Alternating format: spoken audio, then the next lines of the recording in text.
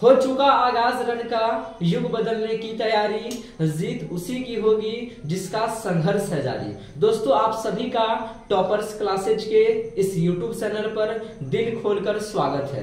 दोस्तों हम लोग बाल विकास देख रहे हैं। सीटेट का जो महाक्रांतिकारी बैच है उसके अंतर्गत मनोविज्ञान की अर्थात बाल विकास की 11वीं क्लासेज है। इस वीडियो में हम लोग चर्चा करेंगे कि बालकों का जो विकास है अर्थात बाल विकास जो विषय है उस बाल विकास की उत्पत्ति कैसे हुई, उनका विकास कैसे हुआ, इन सभी मुद्दा पर चर्चा करेंगे। दोस्तों आप सभी को पता होगा कि सीटेट की जो परीक्षा है वो बहुत ही नजदीक आ चुकी है। ऐसे स्थिति में आप कैसे तैयारी करेंगे, चिंता मत कीजिए, हम जो है आपके साथ हैं। आपको जैसे जैसे कंटेंट मिलता रहा है वैसे वैसे जो है आप लोग YouTube के सहारे जो है अपने तैयारी को मजबूत करते रहिए। आइए दोस्तों आपको बता दें, ये जो आप पिक्चर देख रहे हैं ये फोटो किनका है बता दे सका। ये फोटो है कॉमेनियस साहब का। किनका है? कॉमेनियस का। आप कहेंगे सर कॉमेनियस का फोटो क्यों दिखा रहे हैं हमको? दोस्तों ये जो आप लोग बाल विकास पढ़ रहे हैं, आपका जो विषय है बाल विकास, ये बाल विकास जो विषय है, क्या आप जानते हैं कि बाल विकास जो है कि बाल विकास के बारे में या बालकों के विकास के बारे में लोग पहले सोचते थे कि नहीं सोचते थे? तो बात है 17वीं सदी की, और 17वीं सदी से पूर्व भी बहुत सारे विद्वान थे, बहुत सारे व्यक्तियों के मन में जो है बहुत तरह के विचार आया करते थे बाल विकास को लेकर के। परंतु 17वीं सदी वह सदी है जिस सदी में सबसे पहले जो है कॉमेनियस नामक एक विद्वान हुए करते थे, जो सबसे पहले बालकों के विकास के संदर्भ में क्या किए, सोचना शुरू किए। और 29 वर्षों तक सोचने के बाद जो है वो 1657 ईस्वी में बालकों के विकास को लेकर के 2 पुस्तकों की रचना किए थे। वो पुस्तकें जो थी वो चित्रित थी, अर्थात उसमें विषय वस्तु को चित्रों के माध्यम से प्रस्तुत किया गया था। तो 17वीं सदी से पूर्व भी लोग जो है वो बाल विकास के संदर्भ में सोचते तो थे, परंतु एक सटीक तरीके से, एक जो है अच्छा तरीके से सोचने का कार्य जो सबसे पहले बालकों के विकास को लेकर के किया गया वो कॉमेनियस के द्वारा किया गया। तो ये कौन साहब है, इनका नाम आप याद रखिएगा, ये जो है इनका नाम है कॉमेनियस। ये कॉमेनियस क्या किए बताएं, 17वीं सदी की बात है, और 17वीं सदी में जो है वो बालकों के विकास को लेकर के सबसे पहले किसने सोचना शुरू किया? कॉमेनियस साहब सोचना शुरू किए। तो क्या 17वीं सदी से पूर्व कोई नहीं सोचते थे? सोचते थे। बात है कब की दोस्तों? 17वीं सदी की। तो आप पहले ये समझिए कि 17वीं सदी से पूर्व, कब से पूर्व की बात कर रहे हैं? 17वीं सदी से पूर्व भी जो है लोग बालकों के विषय के बारे में, पूर्व जो है बालकों के विकास को लेकर, बालकों के विकास को लेकर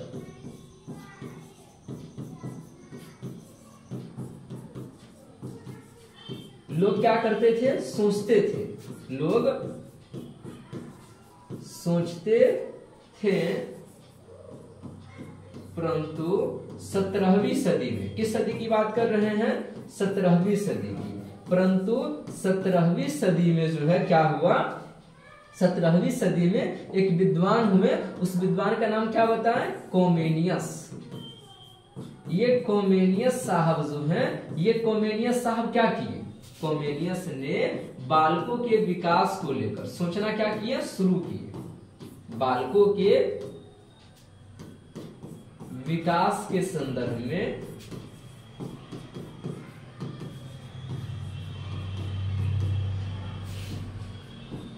सोचना शुरू किए।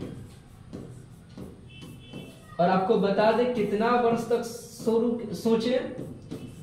29 वर्ष तक प्रयास किए। कितने वर्ष तक प्रयास किए थे? 29 वर्ष। जी हाँ दोस्तों, और 29 वर्ष के प्रयासों के बाद, 29 वर्षों के प्रयास के बाद क्या हुआ? 1657 ईस्वी की बात कर रहे हैं। कब की बात कर रहे हैं? 1657 ईस्वी में कॉमेनियस साहब जो हैं वो 2 चित्रित पुस्तकें, 2 चित्रित का मतलब चित्र वाली पुस्तकें, 2 चित्रित पुस्तकें का क्या किए? निर्माण किए।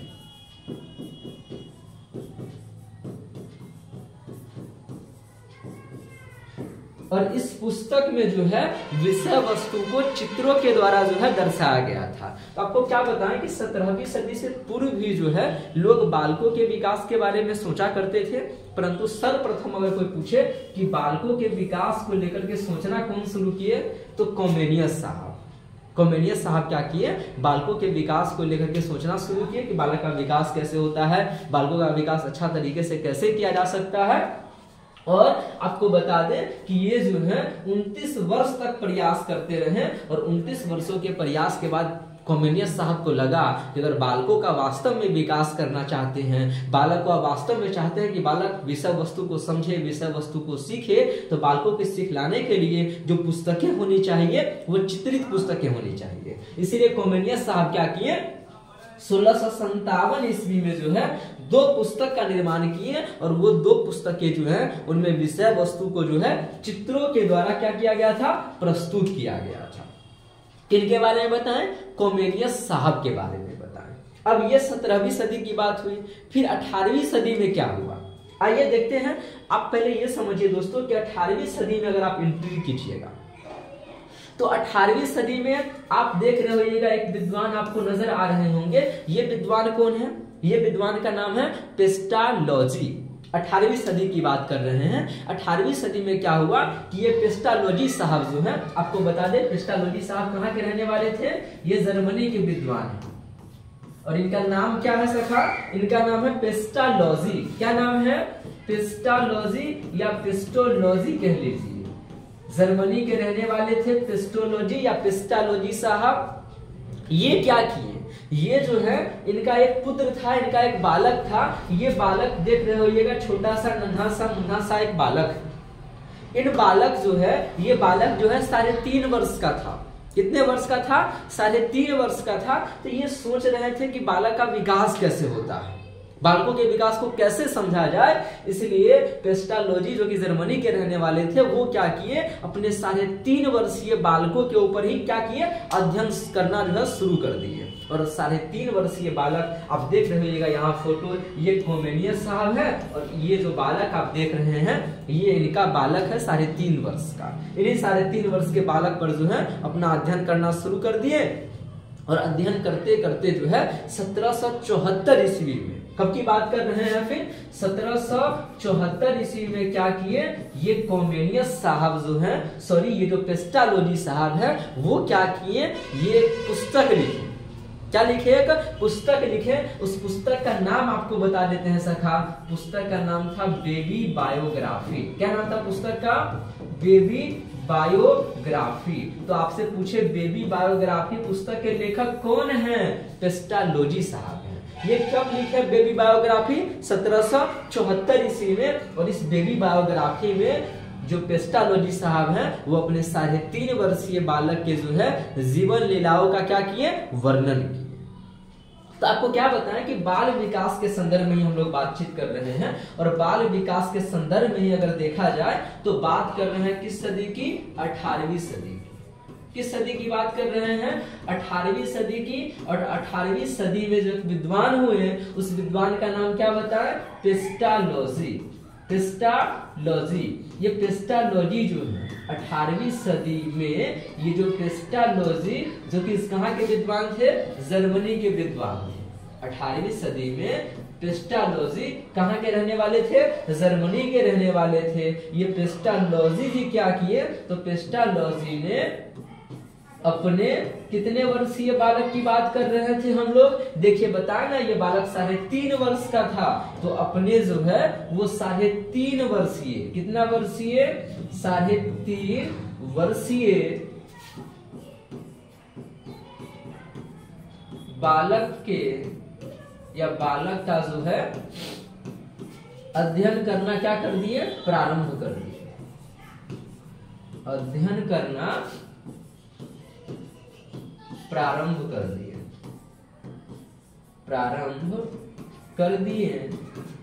और आपको बता दे जब अध्ययन करना शुरू किए तो अंततः 1774 ईस्वी की बात कर रहे थे मेरे सखा। ये 1774 ईस्वी में क्या हुआ कि 1774 ईस्वी में ये जो है अपने बालकों के जीवन की लीलाओं का वर्णन, 1774 ईस्वी में अपने बालकों के जीवन की लीलाओं का वर्णन, जीवन की लीलाओं का वर्णन जो है वो कहाँ किए? लीलाओं का वर्णन जिस पुस्तक में किए उस पुस्तक का नाम क्या बताएं? Baby biography, baby biography. ये बेबी बायोग्राफी नामक पुस्तक जो है इस बेबी बायोग्राफी में जो है किए। तो आप क्या याद रखिएगा दोस्तों? सबसे पहले बताएं कि बालकों के, सबसे पहले आपको बताएं कि बालकों के विकास को लेकर के जो है 17वीं सदी से पूर्व भी लोग अपना अपना विचार देते थे, परंतु 17वीं सदी में एक विद्वान हुए जिनका नाम था कोमेनियस। ये कोमेनियस साहब क्या किए? कोमेनियस साहब जो हैं वो बालकों के विकास को लेकर के जो है सबसे पहले सोचना शुरू किए और सोचते सोचते 29 वर्ष तक प्रयास किए और अंततः जो है आपको बताएं कि 29 वर्ष तक प्रयास करने के बाद 1657 ईस्वी में क्या किए? 1657 ईस्वी में इन्होंने जो है 2 चित्रित पुस्तकों का निर्माण किए जिसमें विषय वस्तु को चित्रों के द्वारा प्रस्तुत किया गया। आप भी जब बच्चेपन में पढ़े होइएगा दोस्तों तो आपके पास भी एक मनोहर पोथी, बाल पोथी रहा होगा जिसमें चित्र बड़ा बड़ा देखे होइएगा, कमल का चित्र है और लिखा हो क से कमल, ख से खरगोश। वो क्यों सिखलाया गया? ताकि आप कमल के साथ क को जोड़ करके जो है विषय वस्तु को समझ सके। आगे जब बात किए तो आगे 18वीं सदी में एंट्री किए और 18वीं सदी में जो विद्वान थे उस 18वीं सदी में जो विद्वान है उस विद्वान का नाम क्या बताएं? 18वीं सदी में जो विद्वान है उस विद्वान का नाम बताएं आपको पेस्टालोजी। ये पेस्टालोजी साहब कहाँ के रहने वाले थे? जर्मनी के रहने वाले थे। और पेस्टालोजी जो है अपने 3.5 वर्षीय बालक के जो है वो अध्ययन करना शुरू कर दिए और अध्ययन करते हुए जो है 1774 ईस्वी में क्या किए? अपने बालकों के जीवन की लीलाओं का वर्णन जो है वो बेबी बायोग्राफी नामक पुस्तक में किए।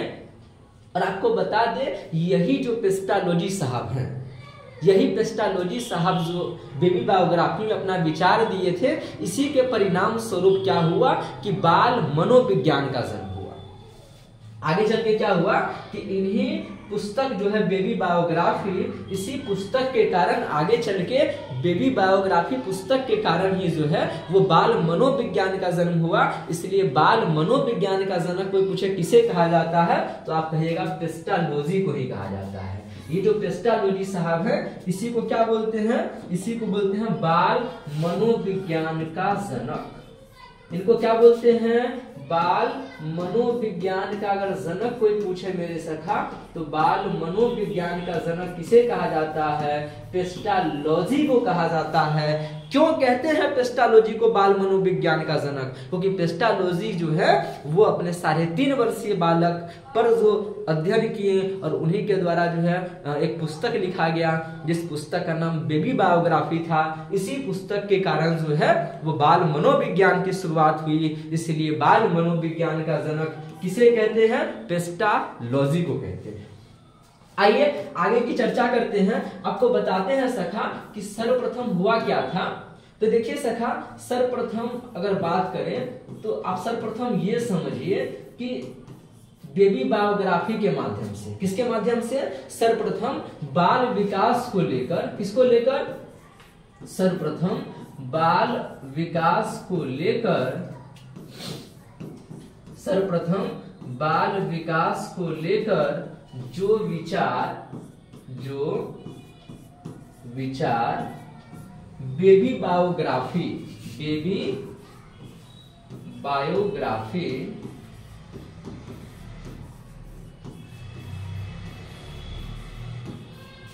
के माध्यम से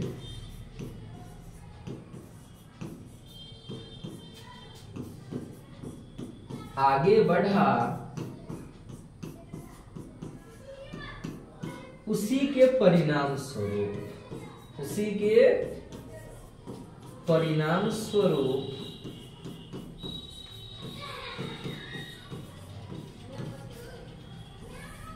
बाल मनोविज्ञान का क्या हुआ? जन्म हुआ। उसी के परिणाम स्वरूप बाल मनोविज्ञान का जन्म हुआ,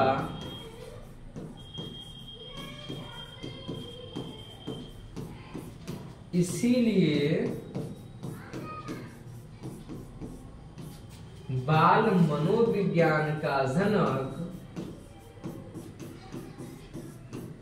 इसीलिए बाल मनोविज्ञान का जनक किसको कहते हैं सखा? आपको अभी जस्ट बताएं, पेस्टालोजी। इसीलिए बाल मनोविज्ञान का जनक पेस्टोलॉजी को कहा जाता है। बाल मनोविज्ञान का जनक पेस्टोलॉजी को कहा जाता है। याद रहेगा ना मेरे सखा? क्या बताएं कि बाल विकास को लेकर के जो सर्वप्रथम जो विचार बेबी बायोग्राफी के माध्यम से आगे बढ़ा, उसी के परिणाम स्वरूप किसकी शुरुआत हुई थी? बाल मनोविज्ञान की जो है वो शुरुआत हुई थी। इसीलिए बाल मनोविज्ञान का जनक किसे कहते हैं? तो बाल मनोविज्ञान का जनक जो है वो पेस्टालोजी को कहते हैं। आइए दोस्तों, अब आगे क्या हुआ आपको बता दें। इसके बाद क्या हुआ ना सखा, ये जो पेस्टालोजी साहब जो बेबी बायोग्राफी लिखे, वही लेख जो है क्या हुआ, विभिन्न पत्र पत्रिकाओं में छपा। और बहुत सारा पत्र पत्रिकाओं में छपने के कारण क्या हुआ कि बहुत सारे लोग उसको पढ़े। क्योंकि जब कोई भी अखबार, कोई भी लेख किसी पत्र पत्रिका में छपेगा तो बहुत सारे लोग तो पढ़ेंगे ही। उसी में एक विद्वान थे, जर्मनी के ही रहने वाले एक विद्वान थे जिनका नाम था टाइडमैन। और टाइडमैन जब इन पत्र पत्रिकाओं को पढ़े तो वो क्या किए, इसी के आधार पर जो है चिकित्सा मनोविज्ञान नाम का एक विचारधारा दे दिए। इसीलिए चिकित्सा मनोविज्ञान का अगर जनक कोई पूछे कि किसने दिया है, तो वो दिए थे, उनका नाम था टाइडमैन। किसने दिया? टाइडमैन ने दिया था। आइए दोस्तों, क्या बताएं कि आपको बता ये रहते सखा कि ये जो पेस्टालोजी साहब हैं, ये पेस्टालोजी का जो ये लेख था, पेस्टोलॉजी का ये लेख विभिन्न पत्र पत्रिकाओं में छपा। कौन लेख? बेबी बायोग्राफी की बात कर रहे हैं। तो पेस्टोलॉजी का यह लेख विभिन्न पत्र पत्रिकाओं, विभिन्न पत्र पत्रिकाओं, विभिन्न पत्र पत्रिकाओं में छपा, जिसे जर्मनी के ही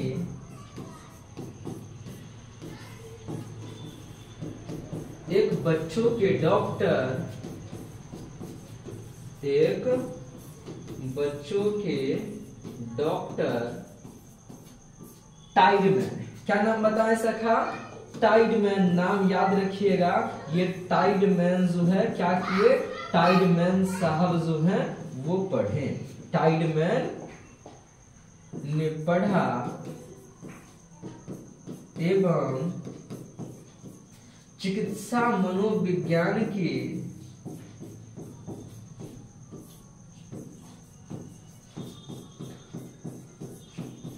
चिकित्सा मनोविज्ञान को जन्म दिया। तो आप अगर गौर से देखेंगे सखा, तो चिकित्सा मनोविज्ञान को जो जन्म हुआ, इस चिकित्सा मनोविज्ञान के जन्म होने में भी कहीं ना कहीं जो है वो टाइडमैन का बहुत ही महत्वपूर्ण भूमिका तो है ही। और इसमें भी अगर देखा जाए तो कहीं ना कहीं आंतरिक रूप से आप देखिएगा तो पेस्टालोजी की भी अहम भूमिका थी। तो क्या बताएं आपको कि ये पेस्टालोजी का जो लेख था वो विभिन्न पत्र पत्रिकाओं में छपा। और उसके बाद जो है उसी लेख को जर्मनी के एक डॉक्टर जो कि बच्चों के डॉक्टर थे, जिनका नाम था टाइडमैन, उन्होंने पढ़ा। और उसी के आधार पर जो है चिकित्सा मनोविज्ञान का क्या हुआ? जन्म हुआ। अब देखिए दोस्तों, हुआ क्या, ये अभी तक तो हम लोग 18वीं सदी की बात कर रहे थे। अब बात करते हैं अगर 19वीं सदी की, कि 19वीं सदी में क्या हुआ। तो आपको बता दें 19वीं सदी में एक जो कि श्रीमती हरलॉक का नाम आप सुने होइएगा, वो हरलॉक साहिबा जो हैं वो क्या कह रही थी। तो 19वीं सदी में हरलॉक साहिबा जो हैं वो एक स्त्री थी। उनका कहना था कि बालक का विकास जो है वो कब से शुरू हो जाता है? गर्भकाल से ही शुरू हो जाता है। तो बात कर रहे हैं हम लोग किस सदी की? बात करें अगर 19वीं सदी की, 19वीं सदी में बाल विकास को लेकर किस तरह की अवधारणाएं जो है बनने लगी थी? तो 19वीं सदी में श्रीमती हरलॉक, क्या नाम बताएं? श्रीमती हरलॉक जो है वो क्या कह रही थी? 19वीं सदी में श्रीमती हरलॉक जो है वो हरलॉक क्या कहना चाह रही थी? हरलॉक का कहना था कि बालक का जो विकास होता है वो कब से शुरू होता है? गर्भकाल से ही शुरू हो जाता है। 19वीं सदी में श्री हरलॉक ने कहा कि क्या कहा? कहा कि बालकों का जो विकास है, किसका विकास? बालकों का विकास, बालकों का विकास किस काल से प्रारंभ हो जाता है? गर्भकाल से। बालकों का विकास गर्भकाल से ही प्रारंभ हो जाता है। किसने कहा है एक बालक का विकास गर्भकाल से ही प्रारंभ हो जाता है? तो आपका जवाब क्या होगा? आपका आंसर क्या होगा? आपका आंसर हो जाएगा श्रीमती हरलॉक का कहना था कि एक बालक का विकास कब से प्रारंभ हो जाता है? गर्भकाल से ही प्रारंभ हो जाता है।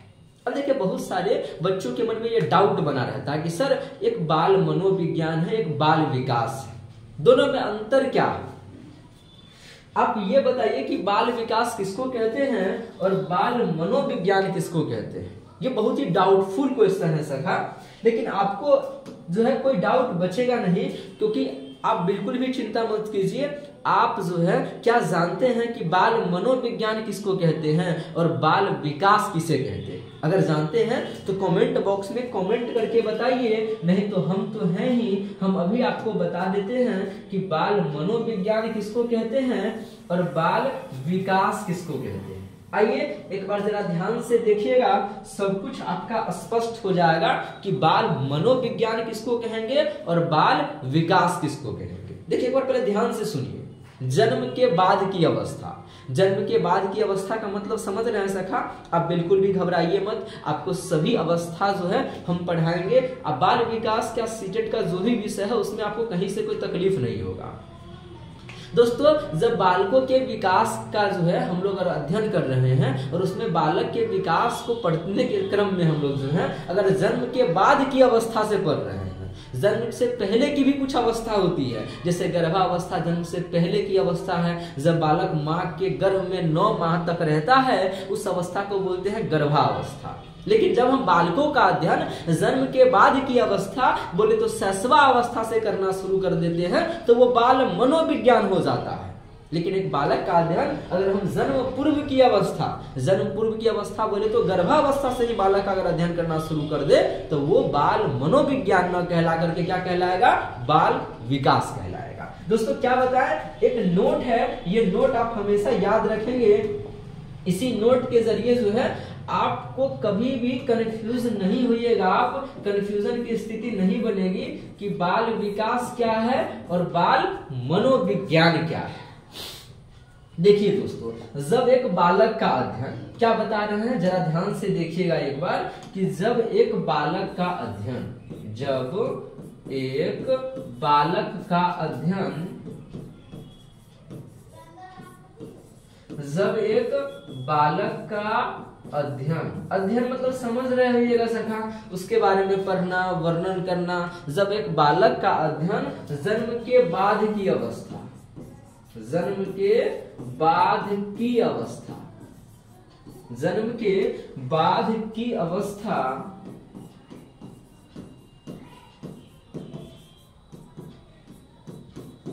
से की जाती हो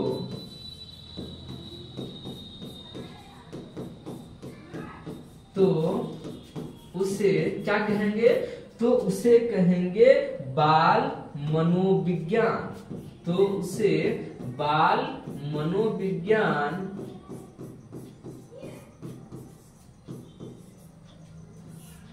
उसे क्या कहते हैं? बाल मनोविज्ञान एवं जन्म पूर्व की अवस्था से, जन्म पूर्व की अवस्था, अब जन्म पूर्व की अवस्था का मतलब समझ पा रहे हैं ना सखा।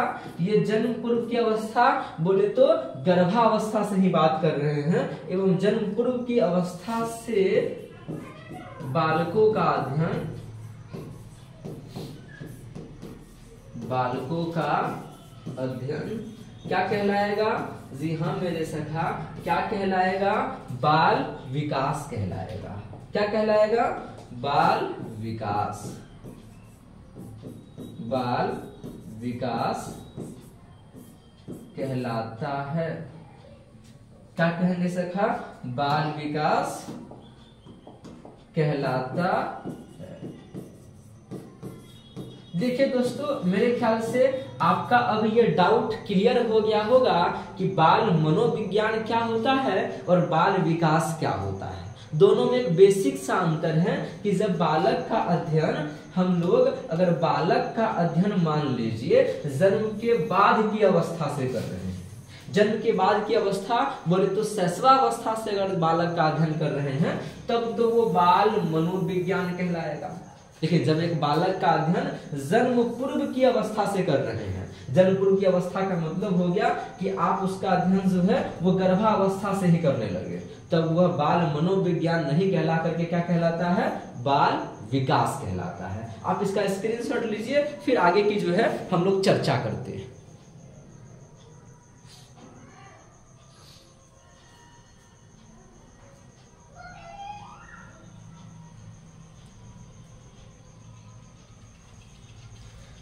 दोस्तों आप इसका स्क्रीनशॉट ले हुइएगा। चलिए आगे की चर्चा करते हैं। अब देखिए सखा, हुआ क्या कि आगे चल के कुछ विद्वान आए, जैसे बर्ग साहब आए।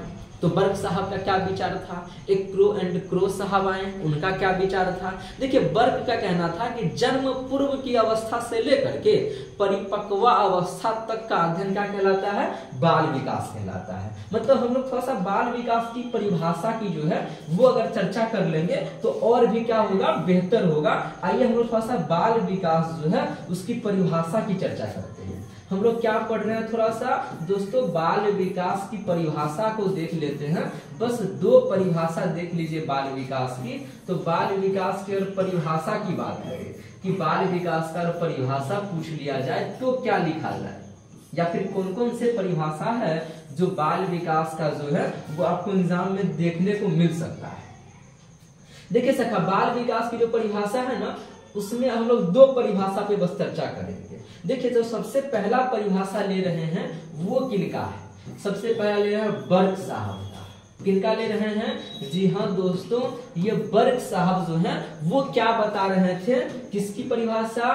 बाल विकास की परिभाषा जो है वो बर्ग साहब क्या कह रहे थे? तो जन्म पूर्व की अवस्था से लेकर परिपक्वा अवस्था तक का अध्ययन जो है वो क्या कहलाता है? बाल विकास कहलाता है। तो बर्ग क्या कहें? जन्म पूर्व की अवस्था से लेकर, जन्म पूर्व की अवस्था, जन्म पूर्व की अवस्था से लेकर, जन्म पूर्व की अवस्था से लेकर परिपक्वा अवस्था, परिपक्वता की अवस्था तक का अध्ययन, तक का अध्ययन क्या कहलाता है? ये आपका कहलाएगा बाल विकास। बाल विकास कहलाता है या बाल विकास होता है। जन्म पूर्व की अवस्था से लेकर के परिपक्वा अवस्था तक के अध्ययन को क्या कहते हैं? बाल विकास कहते हैं। ये परिभाषा किसने दिया? बात करें तो किसने दिया? बर्ग ने दिया। अब दूसरा परिभाषा जो हम लोग ले रहे हैं वो किनका है? वो है crow and crow. Crow and crow कहते हैं गर्भावस्था से लेकर किशोरावस्था तक का अध्ययन क्या कहलाता है? बाल विकास कहलाता है। तो आइए देखते हैं क्रो एंड क्रो का। क्रो एंड क्रो, ये क्रो एंड क्रो साहब जो हैं वो क्या परिभाषा दे रहे हैं? बाल विकास का। देखिए, क्रो एंड क्रो साहब क्या कह रहे हैं? क्रो एंड क्रो साहब कह रहे हैं, क्या कह रहे हैं क्रो एंड क्रो साहब? तो क्रो एंड क्रो कहते हैं कि गर्भावस्था से लेकर, देखिए जन्म पूर्व की अवस्था बोले तो गर्भावस्था, तो वही गर्भावस्था से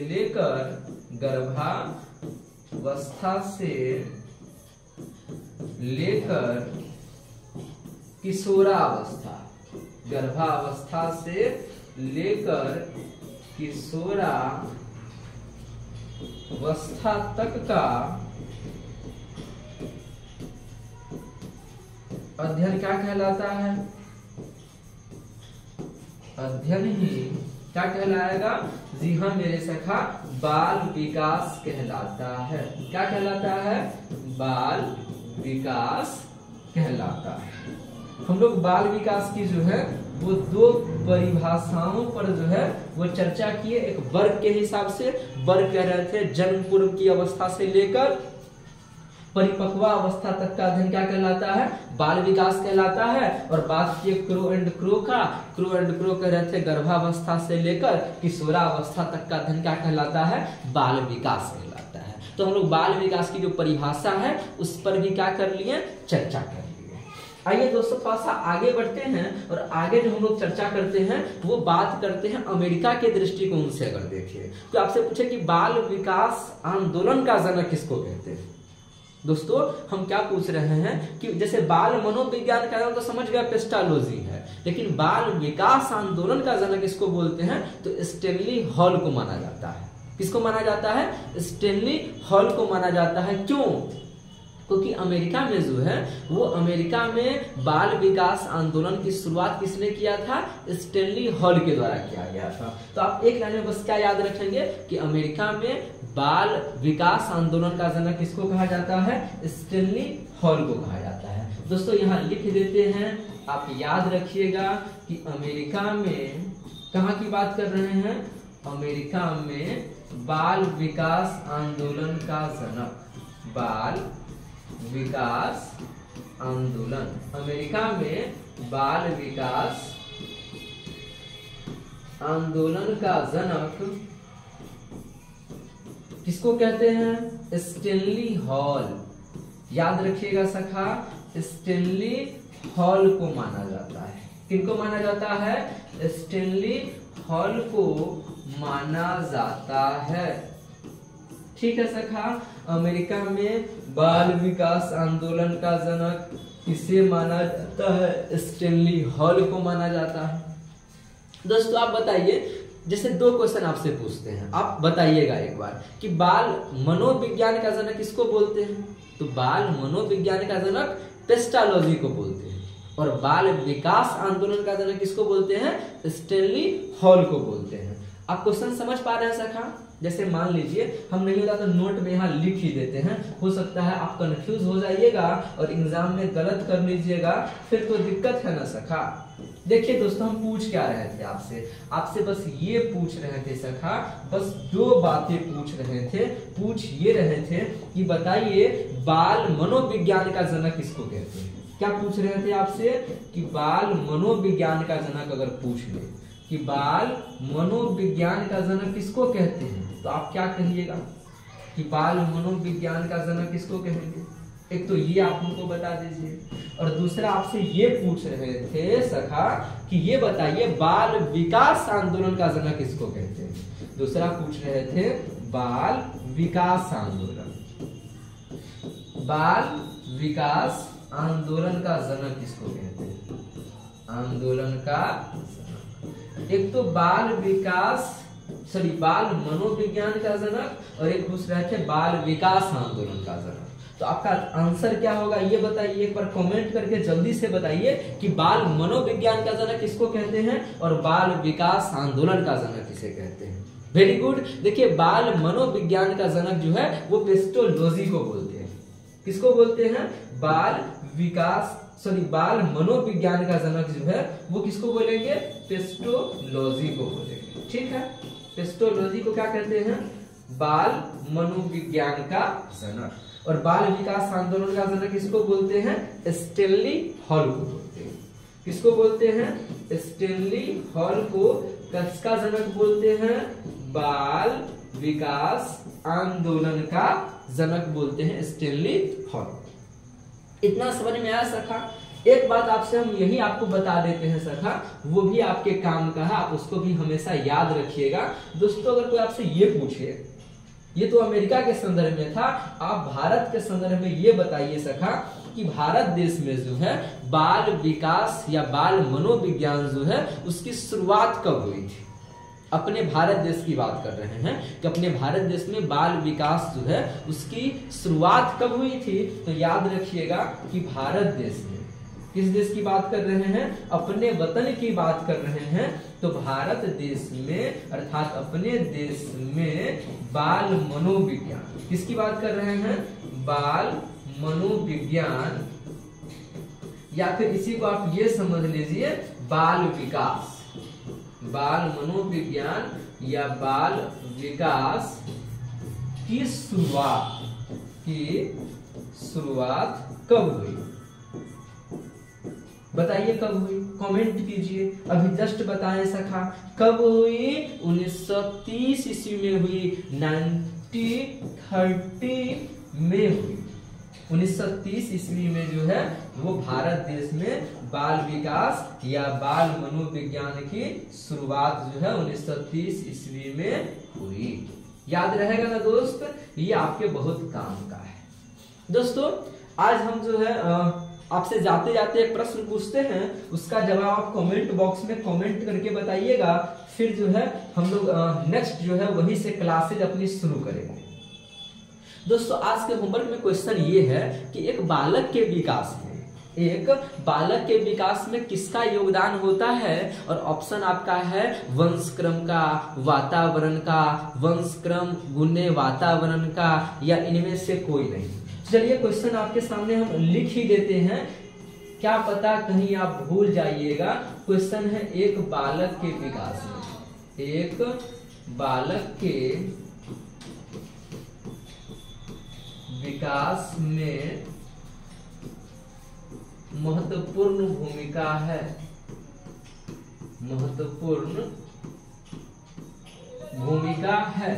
एक बालक के विकास में जो है वो महत्वपूर्ण भूमिका है। आप बताइए किसका जो है महत्वपूर्ण भूमिका है।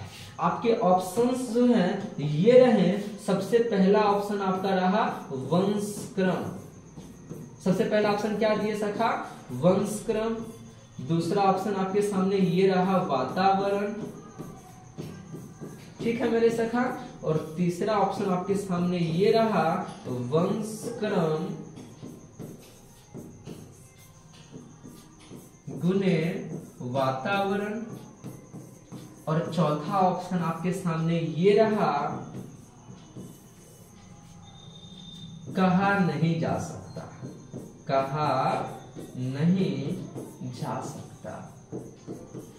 ठीक है सखा, आप एक बार जो है कमेंट बॉक्स में कमेंट करके आप अपना होमवर्क जो है इसका जवाब जो है वो कमेंट बॉक्स में कमेंट करके बताइएगा कि एक बालक के विकास में किसका योगदान महत्वपूर्ण होता है, वंशक्रम का, वातावरण का, वंशक्रम गुने वातावरण का, या कहा नहीं जा सकता है। दोस्तों आज के क्लास के लिए इतना ही। तब तक के लिए हंसते रहिए, मुस्कुराते रहिए, इसका हाथों हाथ नोट्स बनाते रहिए, समझते रहिए। कोई भी समझने में परेशानी हो, दिक्कत हो तो आप बेहिचक कमेंट बॉक्स में कमेंट करके बताइए। दोस्तों मिलेंगे आपसे अपने नेक्स्ट क्लास में अर्थात कल के वीडियो में। तब तक के लिए have a nice day, take care, साथ ही साथ बाय बाय। और कल जो है हम लोग चर्चा करेंगे वंशक्रम का क्या प्रभाव होता है एक बालक के विकास में। तब तक के लिए have a nice day, take care, bye bye.